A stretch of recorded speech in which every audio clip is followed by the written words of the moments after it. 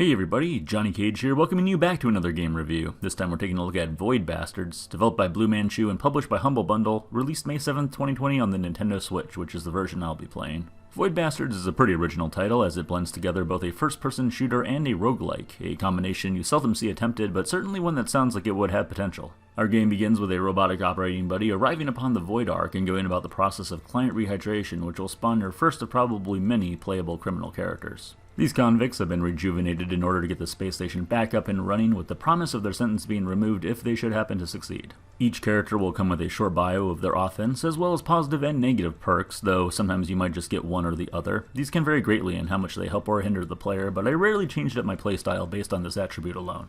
Next, you'll be taken to the workbench, which functions as this game's skill tree, the three columns on the top representing your three main weapon categories with passive skills on the bottom and right side. You can also build yourself some extra upgrades if you have the necessary materials, or rare parts usually only found by salvaging ships. From here we'll get our first look at the star map, which will feature branching paths, forcing you to decide where to head next, with an arrow pointing in the direction of your main objective. The ships can also have yellow bolts above them, which indicate if a material you need for one of your next upgrades can be found here. Sometimes you can even come across what is essentially a free spot, granting food, fuel, or money, and even greater, sometimes you can come across an entire shop where you can buy and sell just about anything as long as you have the money for it. A great way to pick up some much needed ammo or a material you just can't seem to track down. While navigating across the stars, be sure to keep track of your food and fuel, as you'll need the fuel to move to the next ship, and if you run out of food, you'll lose a chunk of your health after each jump. Each dilapidated ship will also display the types of ammunition you can find aboard, as well as a rare item in yellow, the enemies aboard and approximately how many there are, as well as positives and negatives of the environment, such as increased money find or the power being out.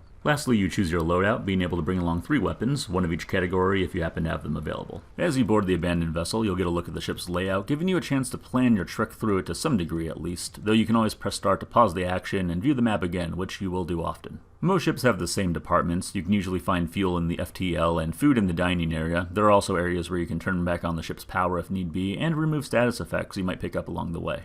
The two most important rooms are probably the Atmo and the Helm, the first of which you can refill your oxygen meter at, which slowly ticks down the longer you remain on the ship. It's not a huge deal, as usually you're out of there before it becomes a worry, but there are a few baddies that will deplete your O2 rather than your health, so it's just something to keep in mind. The Helm will update your map with these little stars indicating where materials are located on board, and a big star revealing the location of the rare objective item. Sure, you can just walk around the ship casually looking for neon green outlines which indicate an item is present, but take my word for it and always try to get the updated map first. This will make things a lot easier. You have all sorts of space creatures to contend with though, even if you do have your route all mapped out, from these self-destructing blobs to stationary turrets, and big fellas that are real tough to kill and probably just best locking in a room somewhere.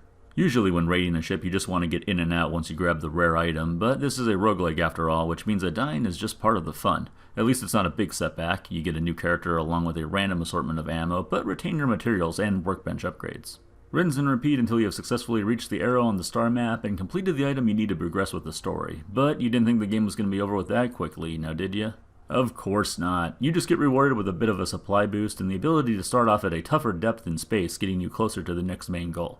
Though you can always go back to the previous difficulty if your equipment isn't up to snuff by crossing these ladder icons, or go even deeper if you wish.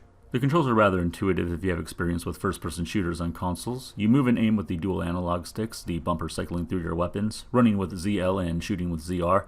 Y reloads your weapon, jump with X, crouch with B, and A will interact with whatever's in front of you. It's a tight and responsive control scheme that didn't leave me wishing I was playing on PC, landing most of my shots no problem without the reticle being a pain to line up. As you have noticed, the game goes for a strong comic book art style, the likes of which I haven't seen since Comic Zone on the Genesis. Complete with panels when going through the storytelling portions, and sound effects spelled out on the screen like you're watching an episode of the Adam West Batman. It is a pretty original design choice, and quite colorful, definitely lending itself to the not-so-serious tone of the game, and the frame rate is steady on the Switch, with only minor stutters when the action really picks up. The audio is quite lacking, however, with no real music here to speak of, relying on the sound effects and noises the enemies make more than anything. It does make sense, though, that it would be mostly silent, since we are spending almost the entirety of the game on board derelict ships. But I just got done mentioning the not-so-serious tone the game conveys, and when it comes to the sound design, it feels like it'd be much more fitting in something more horrific. Probably best to just bring your own soundtrack along for this one. You can pick Void Bastards up on the Switch for $30 American with a file size of 3.1 gigabytes. It is also available on other platforms, but it doesn't appear to cost any less there.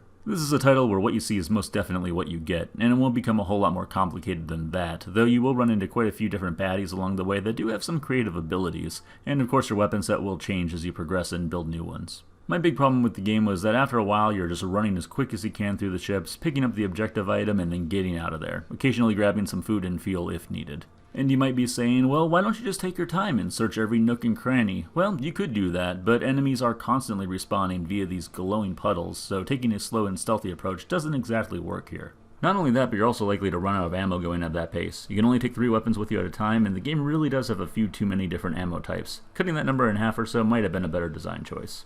Another minor gripe I had was with the map. It is appreciated you always have a mini-map on screen, and bringing up the big map will allow you to stop the action and get a breather in for a moment, but it would have been really nice though to have a marker you can plop down clearly marking out how to get to where you wanted without the pauses. All that aside though, this is a really enjoyable production that blends genres quite well and will take you about 10 hours to complete, though with it being a roguelike, the replayability is pretty much endless.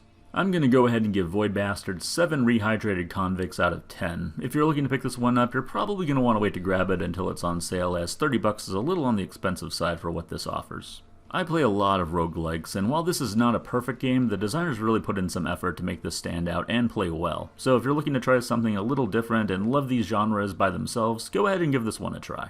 Thank you everyone for watching, and if you'd like to stay posted on new game reviews as I upload them, please click the subscribe button, as well as checking out the link in the description below for my Twitch channel where I stream most days. I'll talk to you all later on.